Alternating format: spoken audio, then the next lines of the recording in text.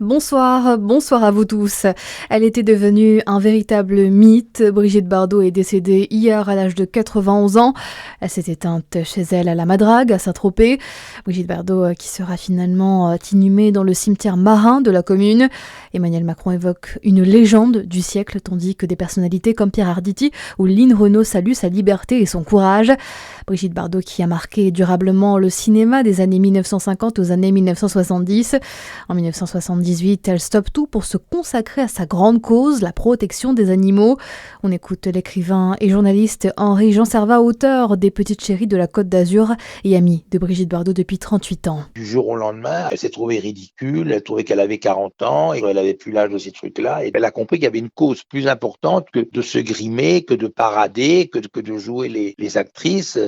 Elle a compris que la cause animale était plus forte que ça, et elle a arrêté systématiquement le cinéma pour se consacrer aux animaux. Elle a mis du temps, elle a consacré sa fondation, c'était difficile, c'était un peu chaotique au début, elle a réuni les 3 millions de francs qu'il fallait, elle a réuni ça, et elle a réussi à faire sa fondation, qui maintenant est une des fondations les plus importantes et les plus reconnues au monde, et qui, grâce à elle, travaille beaucoup et bien.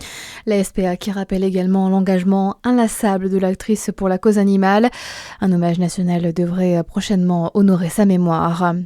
L'info, c'est aussi justement l'association Paz à Besançon qui réclame la fermeture du zoo municipal et appelle une nouvelle fois à plus de transparence quant à la gestion des animaux, notamment concernant le nombre d'animaux décédés. C'est ce que rapportent nos confrères de l'Est républicain. Une mobilisation sera organisée en date du 10 janvier par l'association devant l'hôtel de ville de Besançon. Et puis cet accident de chasse hier à Petit-Noir près de Dole. Un chasseur de 59 ans s'est tiré une balle de calibre 12 dans la main gauche avec son propre fusil. Il a été hospitalisé à Besançon. D'après nos confrères en local, une branche se serait coincée dans son arme. L'actualité, c'est aussi l'espoir d'un accord de paix en Ukraine qui pourrait s'éloigner après cette potentielle attaque en Russie. Le ministre des Affaires étrangères russe assure qu'une attaque terroriste a visé la résidence présidentielle de Vladimir Poutine la nuit dernière. Attaque de drone qui va, selon Moscou, modifier sa position dans les négociations de paix. L'Ukraine a démenti évoquant une pure invention. Si le plan Grand Froid n'a pas été enclenché en Franche-Comté, la prudence est de rigueur dans notre région.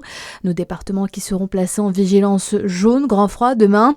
Dans la région, Météo France prévoit des températures de 3 à 4 degrés sous les normales de saison. Les températures dans le Jura pourront atteindre moins 10 degrés par endroit cette semaine. En première ligne, les personnes sans domicile fixe. Des maraudes continuent d'être organisées jusqu'au 5 janvier. Justement, à suivre votre météo sur Fréquence Plus.